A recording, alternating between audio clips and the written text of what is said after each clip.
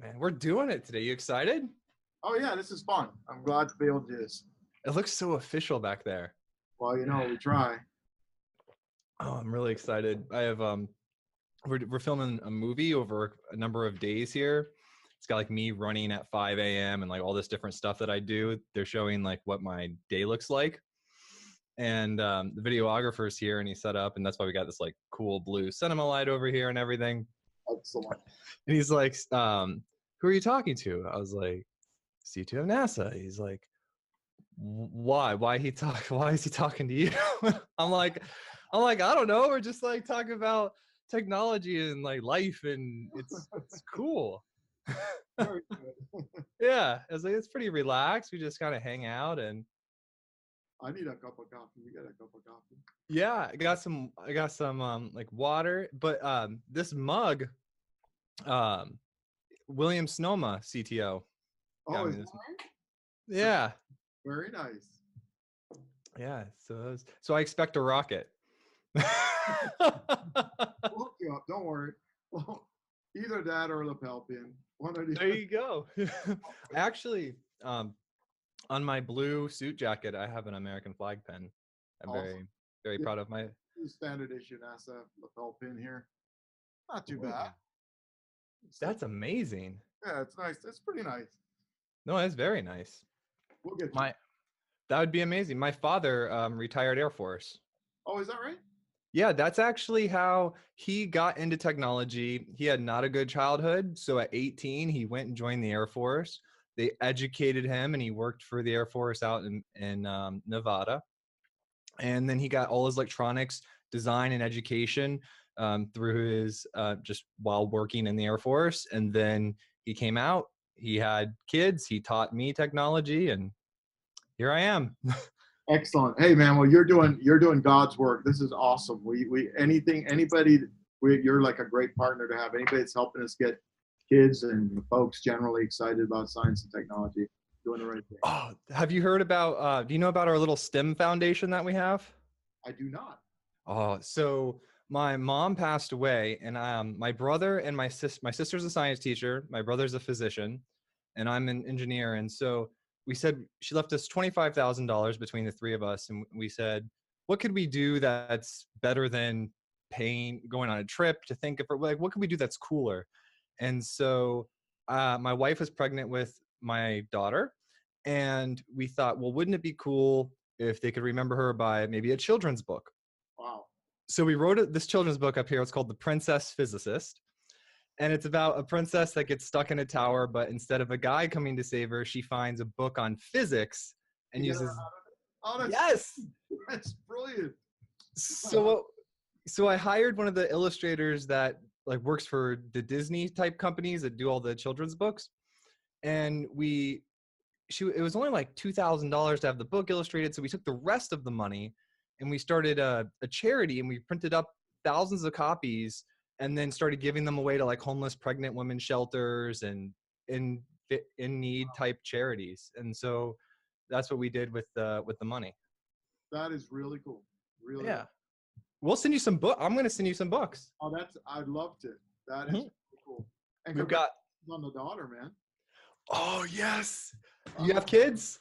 Oh yeah, of course. Right. I've got actually have two older kids,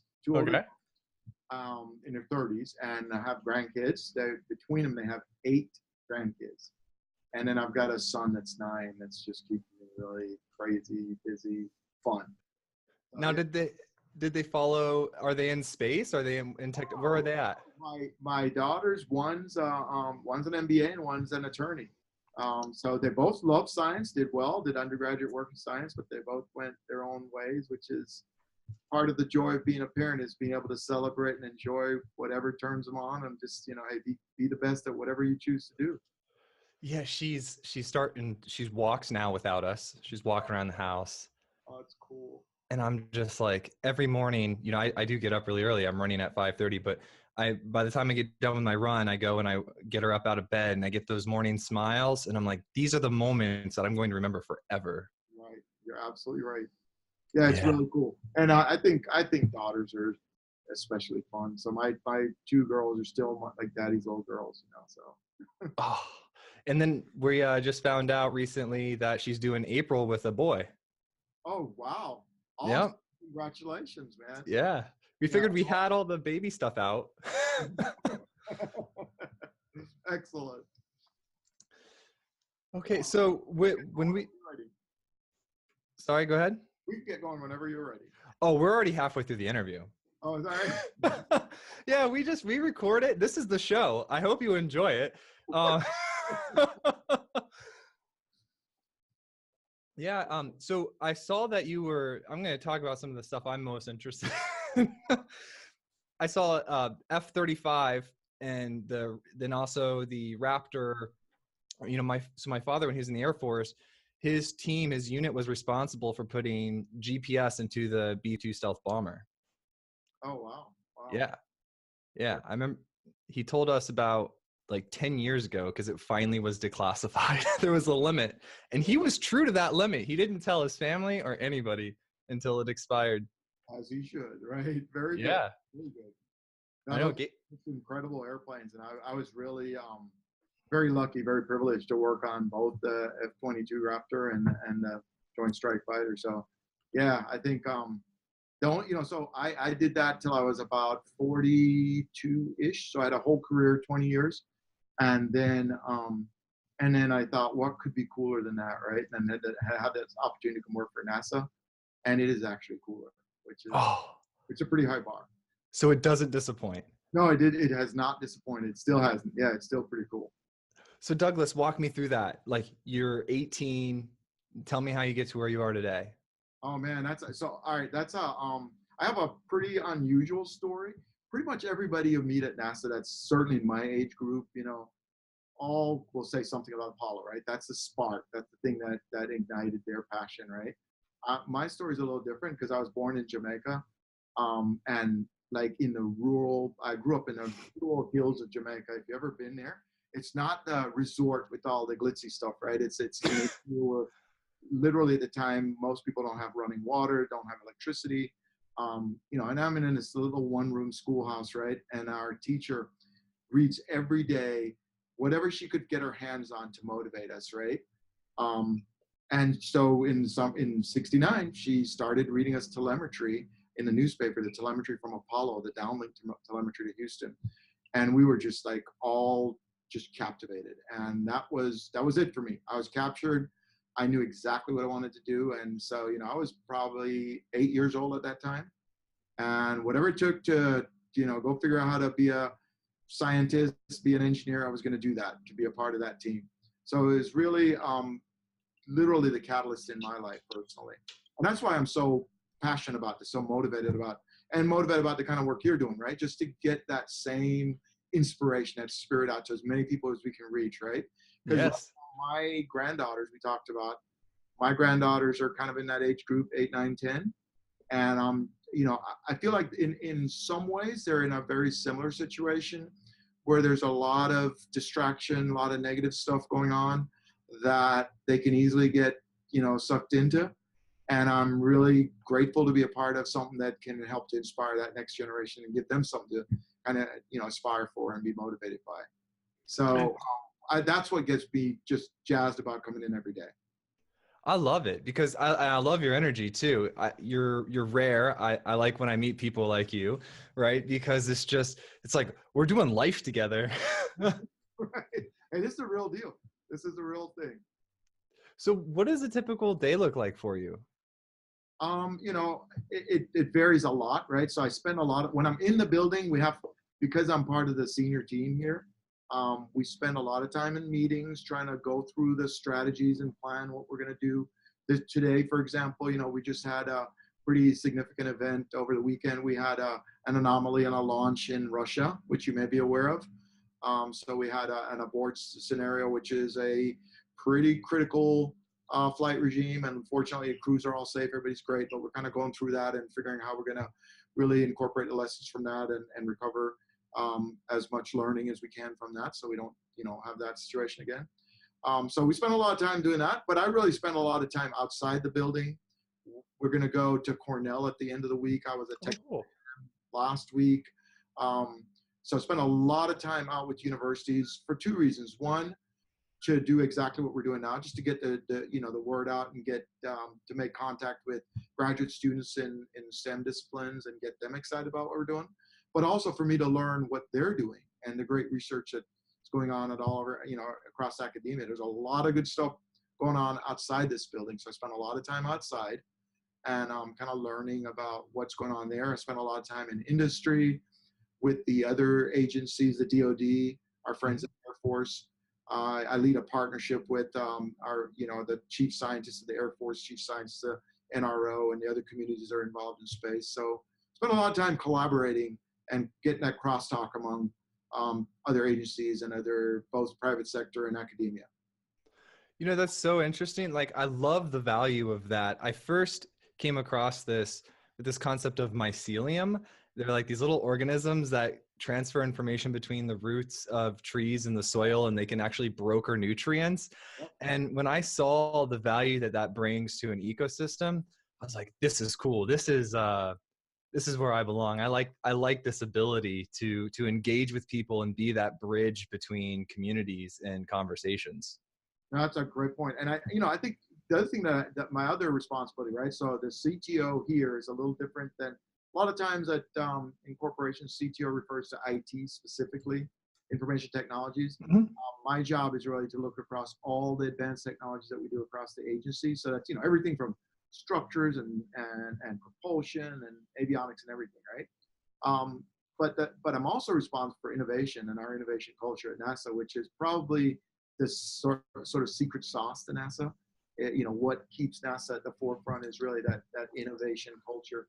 And the thing that's vastly different than it was when we started is that when we started out in the 60s and 70s, most of the invention, most of the new technologies were being developed inside NASA, right?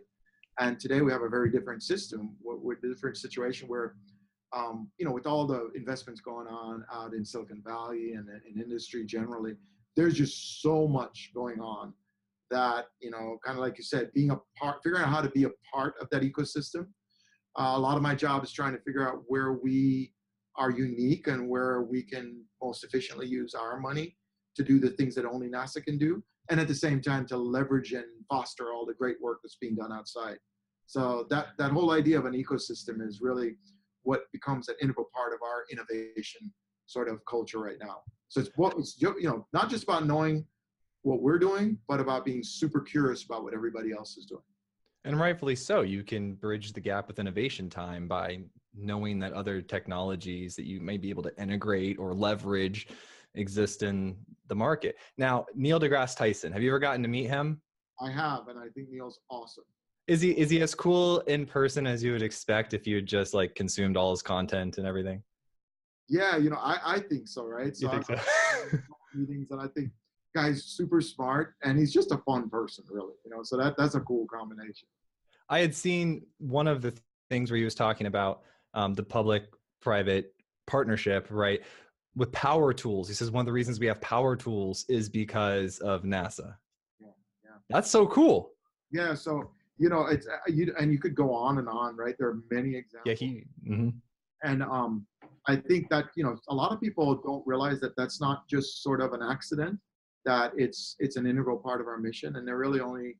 NASA was really formed to do the Space Acts of 1958 that created NASA is actually really specific about us doing two things. The first one is to do the exploration and discovery in space, which everybody kind of is aware of. But the second part is to ensure that technology is having maximizing impact on other parts of the economy and just the quality of life generally. So that's actually that idea of spin-off.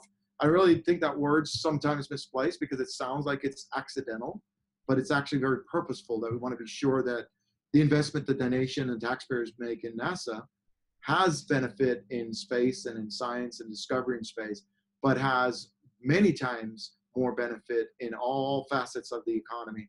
And I mean, I could give you tons of examples, right? I think many people are sort of generally aware that a lot of our lives are kind of powered from space, whether using GPS to navigate or, our transactions in the financial systems are all GPS timestamps. Our energy grid is all focused on precise timing that comes from space to enable that to work.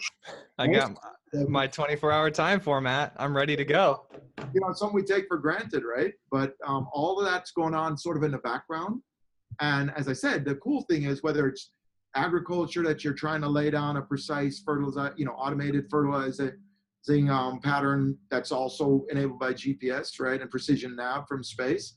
Or you're just doing your cell phone, just communicating with your family or watching TV or whatever. It's sort of kind of transparent, but it's not just enhancing, but it's foundational and critical to the very, everything we do in life, right? All the computers, all the digital life that we're living in, the benefits that we have.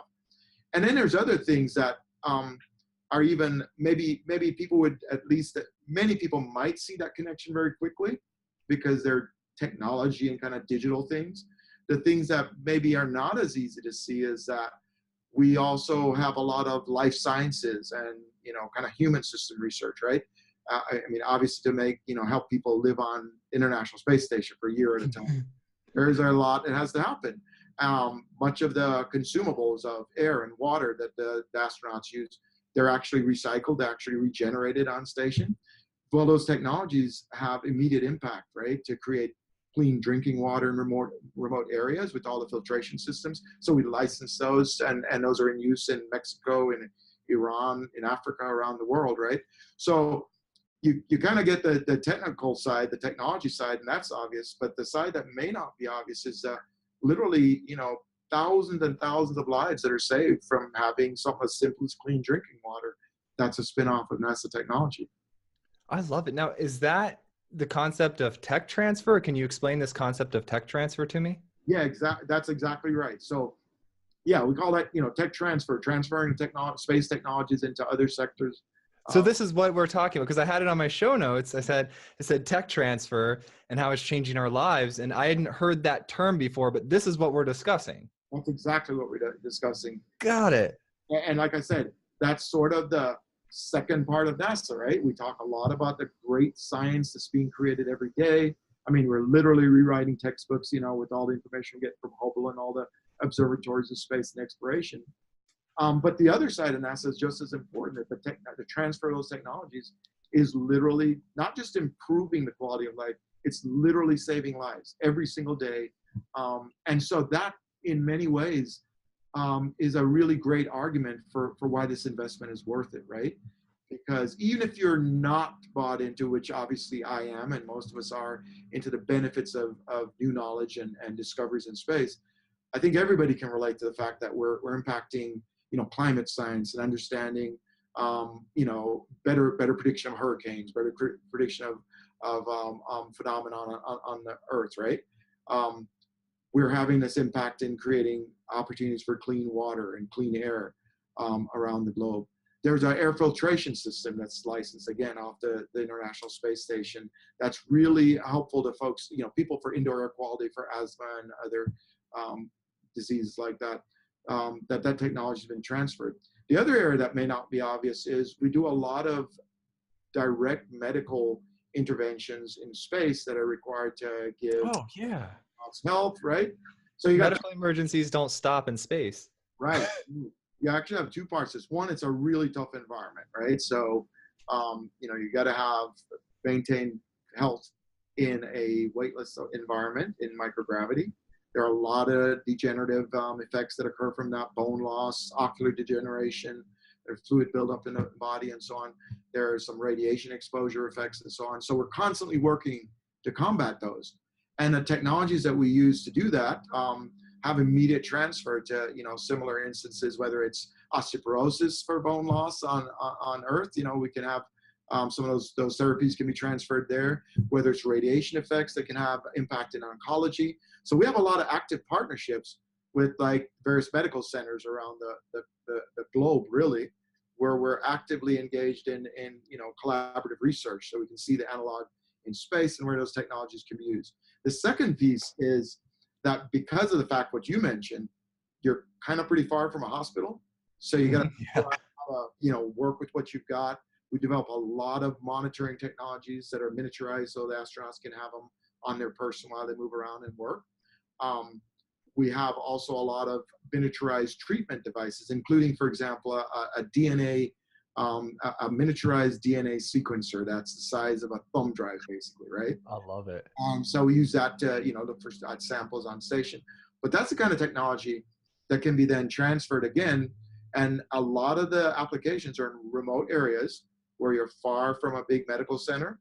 If you can think of, rural communities in Africa or in the third world, where you can use the same telemedicine technologies with miniaturized portable sensors locally in situ, and then have that communication with a big medical center, and the diagnostics can be done remotely, and the therapies can be applied locally, which is exactly how we operate on station with our medical team on the ground. So those are some of the great examples where we're having immediate impact. Literally.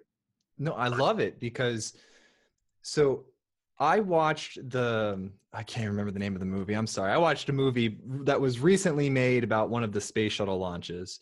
And it was how essentially the entire country came together over this concept of getting into space. It was about the females who were in charge, like they played a large role in, I think, the programming or the mathematicians. Oh, we're thinking of Hidden Figures, right? Hidden Figures. Yes. Yeah, great movie. I loved it. And I walked away from that movie wanting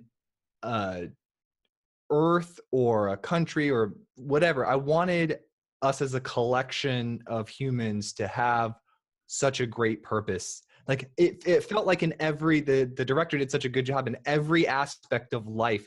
This was a thing, and it was like, it drew our focus so strong to achieve this goal that everything else seemed to kind of fade in the background. Yeah. And I wish I was a part of that. But I look forward to that happening again, and it not being because of like an alien invasion. Right. So no. So first of all, you are a part of it because we're doing this podcast, right? So you're yes, very much a part of it. And as I said, I really appreciate that everybody's part of this team, helping us get that excitement out, and that inspiration out, right? That's in many ways, that's kind of our product, is inspiration for that next generation. And you said it really well. The fact that we choose to do things that are, as Kennedy said, we choose to do these things because they are hard, not because they're easy, because they're hard. And it really measures us as a human race, as a nation, that we can achieve it, literally make the impossible possible, right? That is literally what our mission is at its core. And that is what certainly provides inspiration for me as a young kid. And I think it continues to provide inspiration for folks. It's funny you mentioned the movie Hidden Figures. I mentioned that I do a lot of outreach with universities. So one of the things we do is we also try to make sure, just as I was in Jamaica in a classroom and that message reached me, right? We try to make sure that reaches as broad a cross-section of our community as possible. And I do a lot of outreach with HBCUs, historically Black colleges, universities, and we use that movie actually as sort of a talking point to start the discussion about, getting folks really excited, and using that example of where those ladies in the 60s were breaking a lot of barriers. And because they were all just focused on getting the job done, right? It seems like when we have a really unifying focus, we really pull together as a country, and we kind of overlook a lot of these societal challenges that did exist then. And it was really a great example of folks just breaking barriers and making their contribution, right? And we want to use that message to inspire all the kids around the country, all the kids K through 12, university students, everyone for that matter, that hey, let's focus our energy on something exciting, something really audacious as a nation, where we can be great as a nation and focus all the energies in achieving that goal. And I think that's really what inspires all of us that come to work every day here. I'm getting goosebumps right now. So hey, right there, I'll tell you something else. There's a lot of things that the United States has a lot of tools in its arsenal. Some are in the military, some are diplomatic. We have a lot of tools with which we affect sort of our place in the world, right? Across the globe. There are very few, in fact, I can't think of any that have the profound impact of the projection of soft power that NASA has, that is entirely positive. Like everywhere I go around the world, right? And you talk about NASA, it doesn't matter where you are. I mean, even the French that hate us love it's pretty hard to not get positive feedback when you talk about NASA. But the point is that it's a unifying theme that everybody around the globe can really see where the United States is having a positive impact on the world. No, I fully agree. To your point, Alex is our full-time videographer or cinematographer now, and because we have a business outside of the podcast too, and he's so good at video. He won a green card like in the lottery because he was living in Russia, right? So then he comes to Connecticut last year, teaches himself English, and he did like full-time video in Russia, but he won the lottery, and so he brought his family over here because why not? And then I found him in Connecticut, and I relocated him down to Florida. We're in Sarasota, Florida.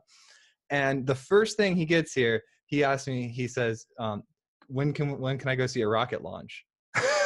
He's like, my wife and I, we're gonna take our son. They have a 5-year-old son. They said, we're gonna take our son. We want to go see a rocket launch. When's the next one? Did he grow up in Russia?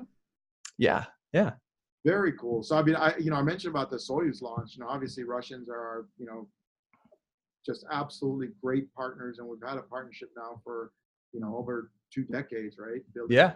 space station, and that's an example of where NASA has been an amazing tool of uniting people, right? So I mean that's probably the best example I can think of where we've really forged a relationship that's just an amazing partnership that continues, and we expect to continue that as we go on and go back to the moon and on to Mars in the coming decades. We're looking forward to doing that with the international community and continue to work together.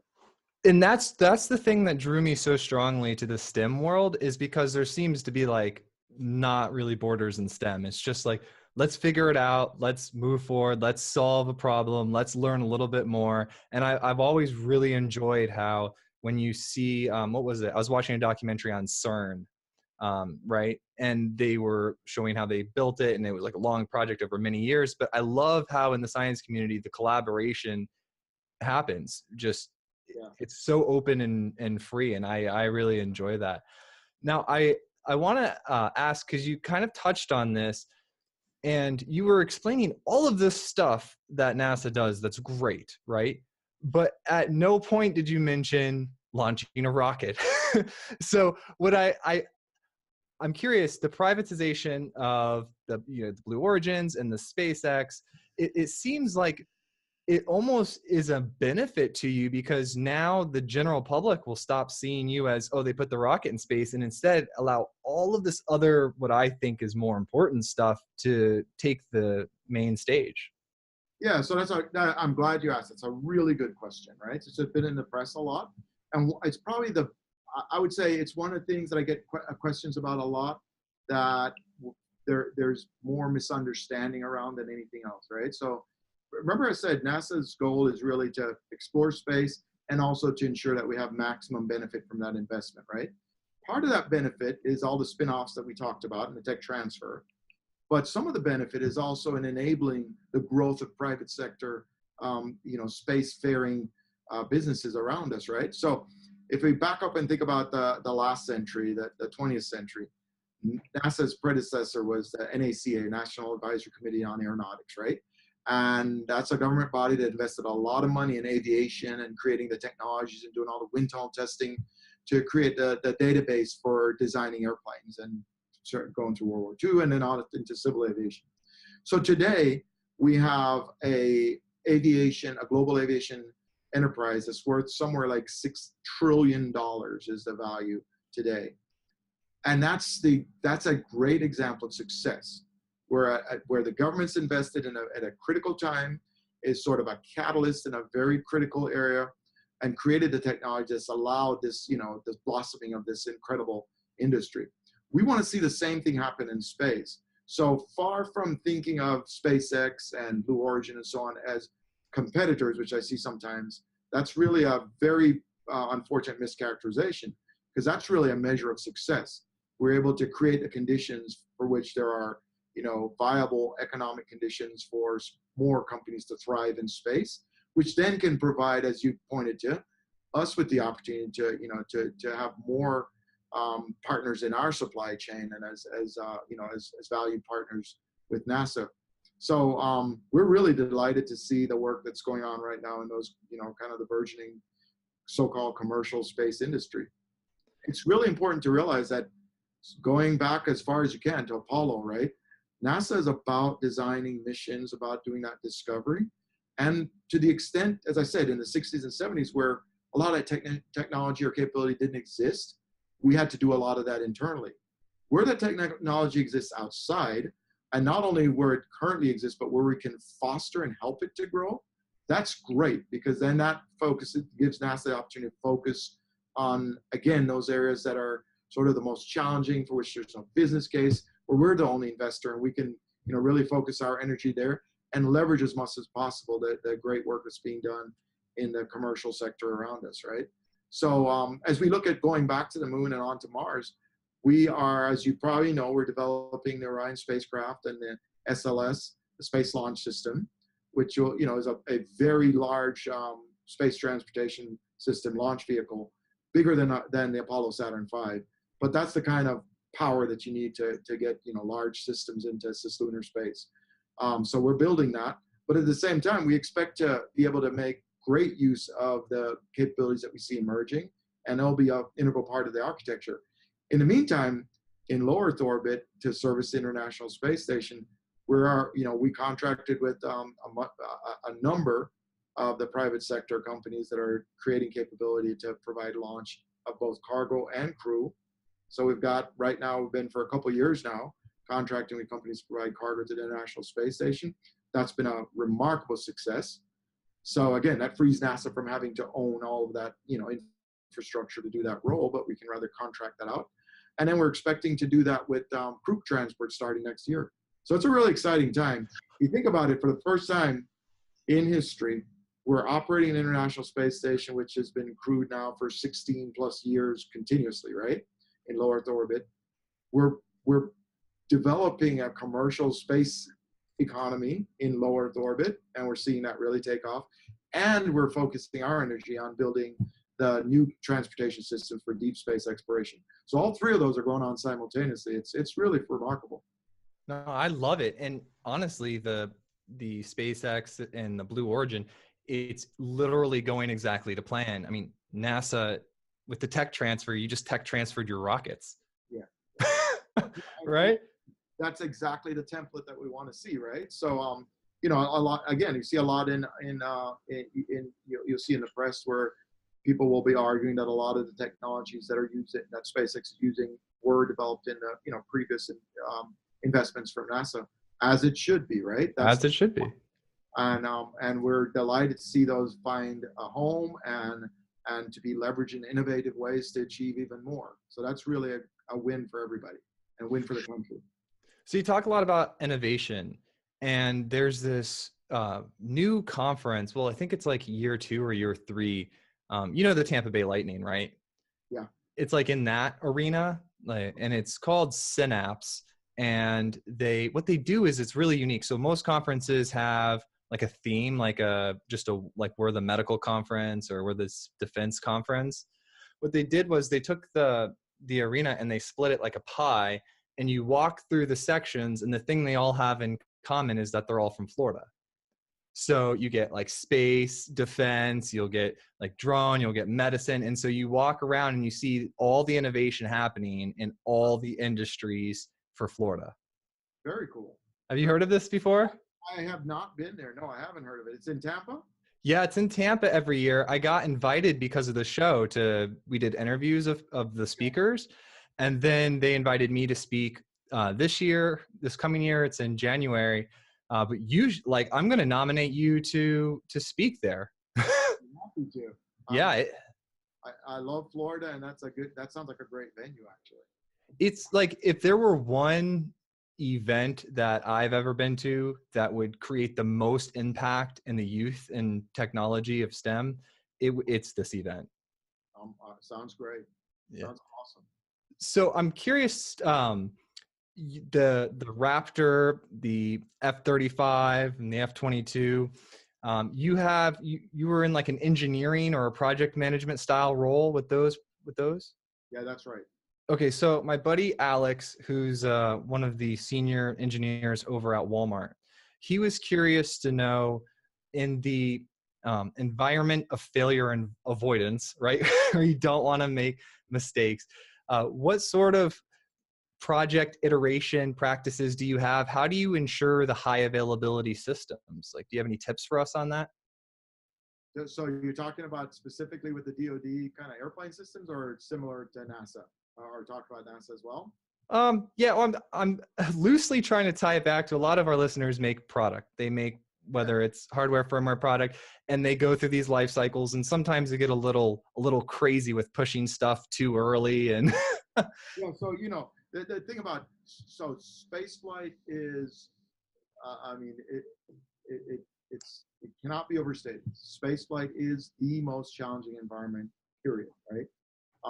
It's a very, very hard business. So, as I said, I worked 20 years on stealth fighter technology at Skunkworks at Lockheed, right? Which is pretty cool, pretty demanding, and that was an amazing experience for me. Even from the outside, I used to look at NASA and kind of, obviously, like most people, admire what NASA was doing. But I didn't appreciate, until I became a part of this organization, that the bar is a little higher, right? So there are a couple of reasons. One is that the environment is the most challenging environment because it's the temperatures, pressures, you're re-entering a Mach. So you fly a supersonic aircraft at Mach 2, Mach 3, at that 80, 90,000 feet, you're really pushing the envelope, so to speak, right? That's not even that's a corner of the envelope in spaceflight, where you're going to fly at Mach 25 re-entry speeds, temperatures outside approaching the surface of the sun, right? And just to have any material, any system survive in that environment is really difficult to explain just how hard that is to do from a physics perspective. We literally have one example that I think is really important to it, just to give you a sense of it, right? The temperatures inside a liquid oxygen, liquid hydrogen engine burning are much, much higher than the melting point of steel. But we build engine nozzles from basically steel, and we have a flame inside that's easily as a blowtorch that will melt through that in less than a second. And what protects that material from from burning through is a thin film of cooling film of liquid hydrogen, usually, or gaseous hydrogen, that's millimeters thick. And that's how precise the control is, and that's how small the margin is, right? So when you're operating in an environment like that, there really literally is no room for error, right? And that's something you don't encounter in other systems. So to your question, if you're designing a bridge, if you're not sure, use a safety factor of 2. You put twice the material that you need. And most people don't realize it. But build a structure of any kind, a building, a bridge, do your calculations as well as you can, estimate the loads, and then just multiply by 2. So you've got some pad there to ensure that you won't have a failure, right? If you build an aircraft, typically a safety factor of 1.4 is about all you can afford, because it'll be just too heavy to fly. When you build a spacecraft, as an example, the movie that's out this weekend of, First Man with Neil Armstrong's landing, we left the ground with about 6 million pounds of fuel. The Eagle landed with about 10 seconds of fuel remaining. Put that in perspective, that's how razor thin the margin is, right? Point is, you can't pad, so you have to get it exactly right. With that being said, so you don't have the advantage of just kind of adding more stuff, or adding more redundancy or more mass than you need. So what we have to do is a very, very stringent acceptance testing process to ensure that we know for a fact it's going to work every single time. And that's different than most industries that testing, a very rigorous qualification environment is very different than most industries. And that's what I learned coming in this, is the difference in margins, and that because of that, the difference in how rigorous the testing has to be. That's interesting. I'm going to look for some books written by NASA related type project managers or engineers on how they draw the line with how much rigor is too much rigor. There's a process. You're exactly right. And the important thing to realize is that so there is a discussion about, hey, are you putting too much safety? What is too much safety, right? Well, I think many of us who are involved in this, first of all, NASA is a very different culture than you may find other places because we don't have test pilots. We have astronauts who are part of the team, whose kids go to school with my kids in Houston, with my son, literally, right? Mm-hmm. Who we same churches, we go to the same baseball games on the weekend. So this is a family, and nothing. There is no higher value than safety here, none. Having said that, as I just mentioned, the margins are so thin that you have to be you have to really stress every possible analysis and test just to make it work. So I think it's actually not realistic to say maybe you're putting too much pad on it, because there really isn't room for very much. We have to make sure it's in the right place to keep the system safe, and there's just enough to make it work. Yeah, and I'm always just curious. Like, I'm always looking for, I guess, a question that's just not. It's just not an easily answered question. I get a lot of the people from the show. They like, they reach out and they want to know. And I guess this question has come up with not just you, with many people. Like, we've had medical devices and all sorts of things, and they want like a clear answer to, they may be building apps and releasing code, and they want to know how exactly do these companies that have these life dependent systems structure their production release type processes. But I want to talk about some leadership stuff, because I have you here, and the way you speak and just knowing you're a visionary and you're an exceptional leader.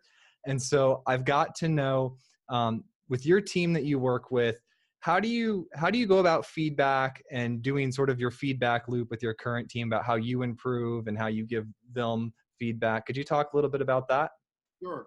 That's a good question. That's a really good question, because like with everything else, right, it's all about the team. It literally is all about the people.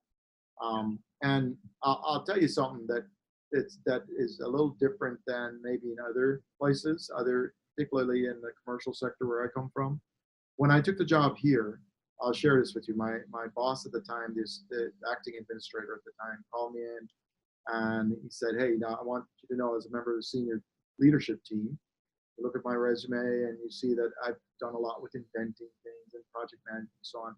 And he said something really interesting. He said, "I want you to understand that I'm not actually measuring you from what you invent or what you do, your personal technical accomplishment. I'm measuring you by how well you grow and mentor your team." And that's a very different way to think about leadership, right? And that's the way NASA thinks about leadership, is empowering the team to be as great as, the greatest they can be. Because we have this incredible advantage that everybody wants to work at NASA. So you get the brightest and the best people. And really what you need to do is create the conditions for them to thrive, and by definition, the organization will thrive, right?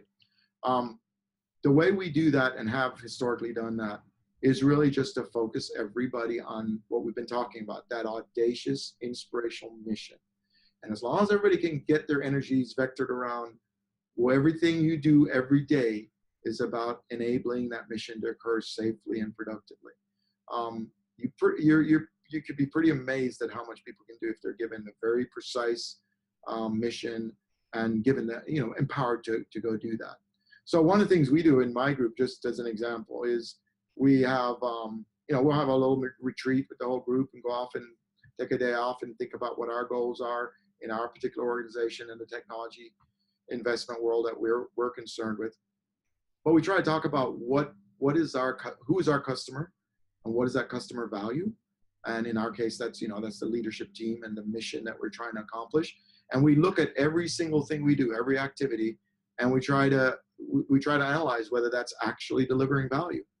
And if it's not delivering value on that mission to that customer, then we don't need to do that. Or we look at how we can do that better in every one of our activities. And I think, that sounds pretty simple, but it's actually the secret sauce, right? Is everybody's pretty clear on what the goal is, and everybody will get behind that, because we actually don't have the problem of trying to motivate people. We have extremely motivated people.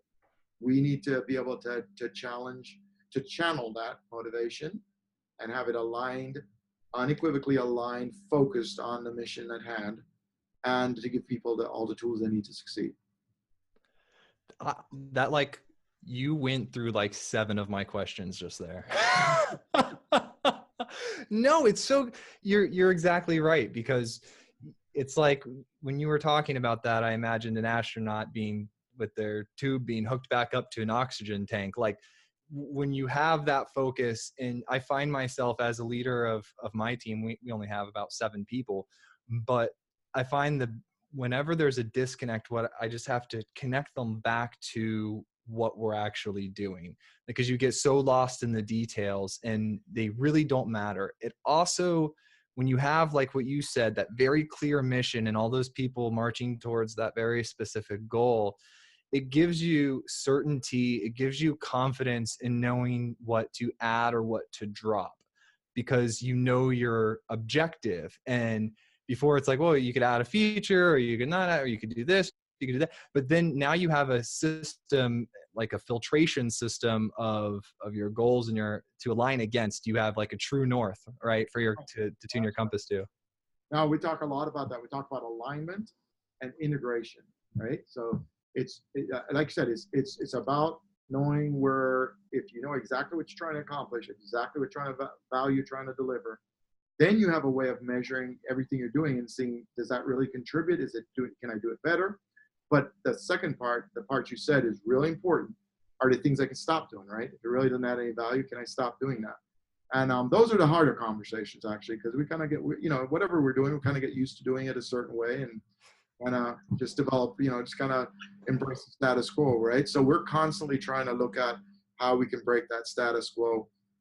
We're doing an event at the end of November where we get the National Academies of Sciences, Engineering, and Medicine, partnered with them to get our whole leadership team together for a day or two and talk about exactly this, about exactly where we are at NASA are going, our future vision, and how we can kind of organize the whole team around enabling and inspiring everybody around that vision. So that's it's a constant process, and we keep working at it. I love it. I expected the leadership to be great, but it it was superb. Thank you. Now, if you could go back to the beginning of your career and give yourself a piece of advice, what would that be? But only one piece of advice. Yeah. So the thing, I actually have the opportunity, not to myself, but to talk to a lot of younger folks coming into the business. And this is going to sound a little paradoxical, maybe. A lot of what we do as you get older is we learn all the things you can't do because it didn't work out. Maybe you had a failure.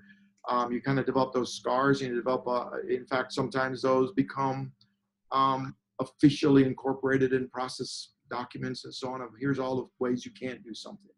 I tell people, act like you don't know what can't be done. Just blow it up. Just try something, right?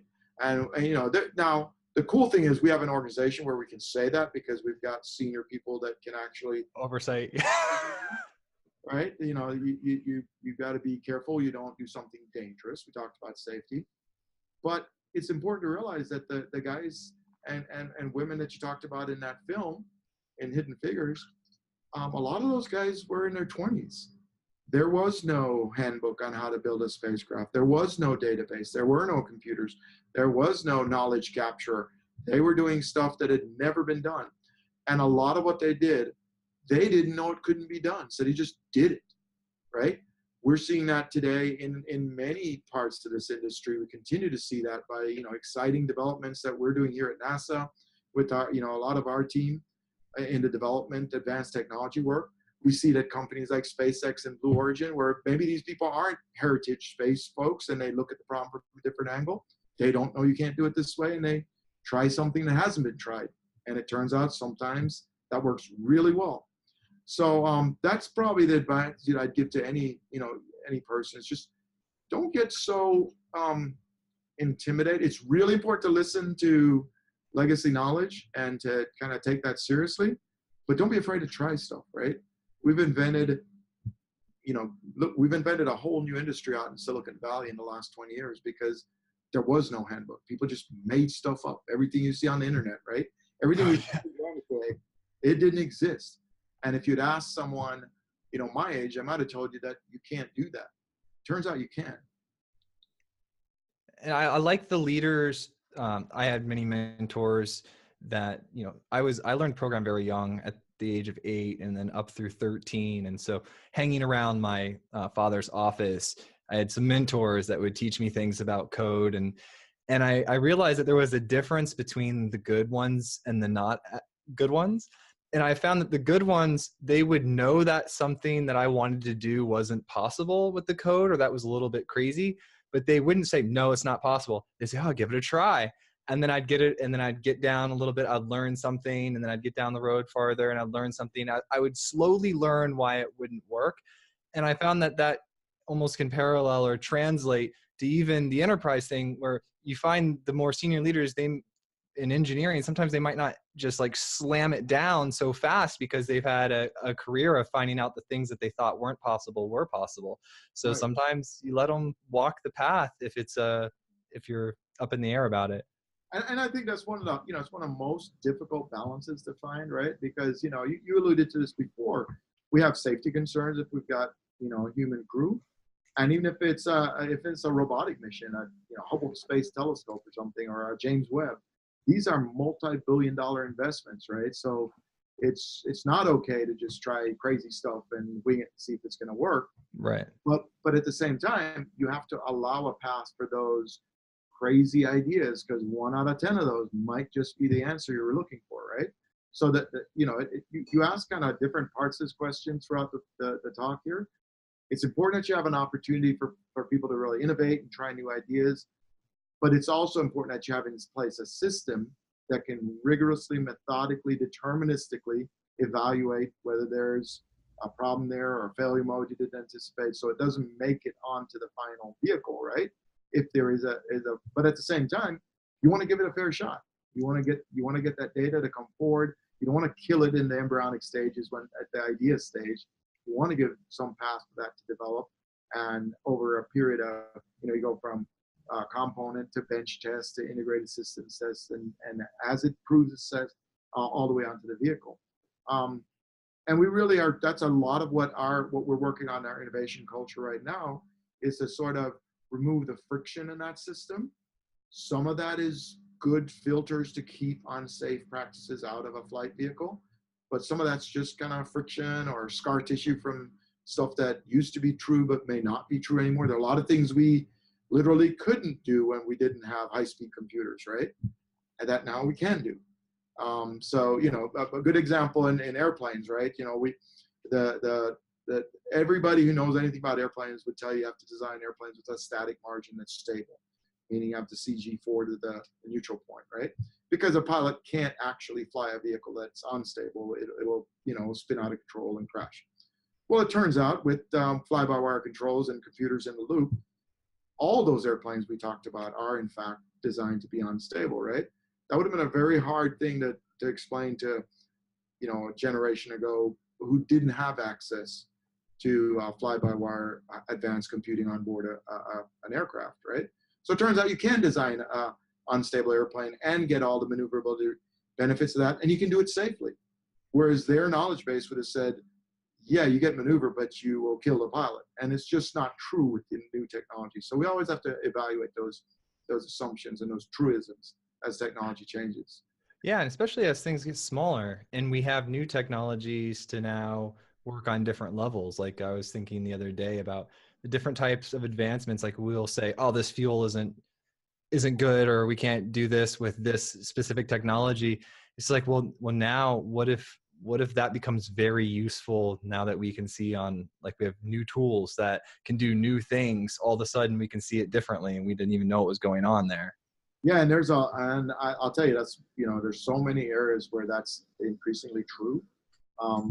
You could point to very specific technology areas where we're in a very interesting time, right? Because the other thing that's happening is that it used to take sort of decades for technology to turn over, to refresh, to go from vacuum tube technology to transistor to integrated circuits. So there's a progress over a period of decades that gave a lot of time for those assumptions and those design practices and those qualification practices and all that to evolve along with the technology. What's going on that's quite unique is that technology is updating so quickly, right? Like, kind of Moore's law every, Yeah. months, 24 months, that it's really challenging the ability of our cultural systems and our processes inside of businesses to really adapt to that. And that's not just about space, that's about every facet of business, right? One example that you could talk about all the digital transformation stuff that's going on. That's really changing the way we do everything from Wall Street trading to the way we do spaceflight. And it's amazing how rapidly that's evolving, and really challenging our ability to stay ahead of it. In spaceflight, you talked about miniaturization. That's another one that's kind of enabled by the digital developments, but we have literally CubeSats that can accomplish, today, and NASA's flown a number of those, both as prototype out of our Space Technology Mission Directorate as demonstration articles, but we're actually flown some science missions on CubeSat type satellites that can accomplish 90% of the objectives that a billion-dollar satellite would have taken to do just a decade ago. That's a big deal, right? It's a huge deal. So I think there are a lot of big changes coming our way, and our challenge is to stay ahead of them. That's mostly my challenge in this office and our technology directorate. That's where our challenge really is, to keep NASA at the leading edge of that, and that pace of it is accelerating so rapidly. I love it. And I think you're the perfect person for the job. Like the way you are able to articulate your ideas and the knowledge that you have and the passion and the energy that you bring to this position. I don't know if it's a votable position, but I vote for you. I'll take that. The cool thing is we've got such an amazing team, right? And I can't tell you, I told you where I started. So it's just an honor for me to be a part of the team. And I think that's one of the cool things about NASA, and probably this business in general, is that whatever position you're in, right? Like, everybody has a really, really important role to play. We have, I like to say that it's just as important for us to have the finest engineers and scientists, which I think we have world-class people. We literally have Nobel laureates. We have best people in the world. But that only works if we have also working with them the best human resources people, the best business people to keep this business running, right? The best public affairs people to enable us to reach audiences and to partner with people like you. The whole thing works together, and I'm grateful that hopefully I've got a certain set of skills that let me do my part. But I'm even more grateful that we have such an amazing team, and it's really an honor to be part of this team. Boom. And there you do it, man. Throwing the love back to the team. If I had a leader checklist, you passed the test. You're doing us well. This wasn't a podcast. This was your annual review. That's right. No, but you know what? It's this is really the thing that I think I appreciate more about NASA than probably anything else, right? Obviously, I'm just the kind of personality that just, this is what I do, right? If I'm not at work, I'm watching some TED Talk about quantum. Me too. Something, right? So just a nerd, and I love it. Pretty cool to get paid for something you love doing, which is what most of us are doing. But I mean what I said. What's the other thing that's really cool is to be among a group of people where we kind of we have that shared passion, right? So that makes it fun. That makes it really fun. Now, have you met Gavin? He's the CTO of TED. I have. I've met him, but only briefly. Oh yeah, he's a cool guy. Yeah, and I think I wasn't just throwing that around. I watch TED Talks Oh, me too. I'll stay up all night, which is probably not the best thing. But if I'll get on a thread and I'll just keep watching them because they're so compelling.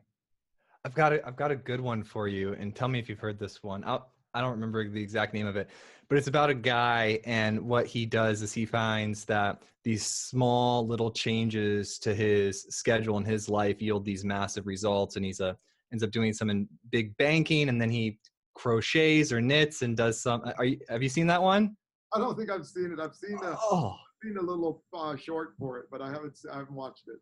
he's unbelievable. He just makes these small changes to his schedule, and he starts out like he was as a kid he couldn't pay attention in class and he didn't do well. He was a straight C student, and then he found that it broke into these like 10-minute working blocks, and he just played a video game and then did one little thing over here and then just slowly improved. And then he ended up going to college, being like president of multiple hedge funds and doing extremely well. And then he started volunteering, did a Guinness Book of World Record thing, learned to fly. He's done like 40 different certifications where he learns to do all these different things, and he shares it in his TED talk. And that guy, like, that's one I've listened to more than once. Excellent. Yeah, I'll send you a link. Yeah, please do. Please do. Douglas, was there anything we didn't get to cover that you want to get out there? Hey, I just want to, like I said, just thank you for doing this. Yeah. What you're doing, just kind of helping us connect with everybody is really important. So I'm being completely sincere where I'll say you're part of the team, and the work you're doing is really important. So we appreciate it. And hey, it's my pleasure to talk to you. Oh, thank you. I'm going to send you the link. I'm going to send you some books. And then if you ever need anything at all, don't hesitate, reach right out. If you need to be connected to anybody, whatever you need, just let me know and we'll make it happen. Great. Hey, thanks. Good talking to you. Good talking to you. Have a fantastic day, Douglas. Take care. Bye.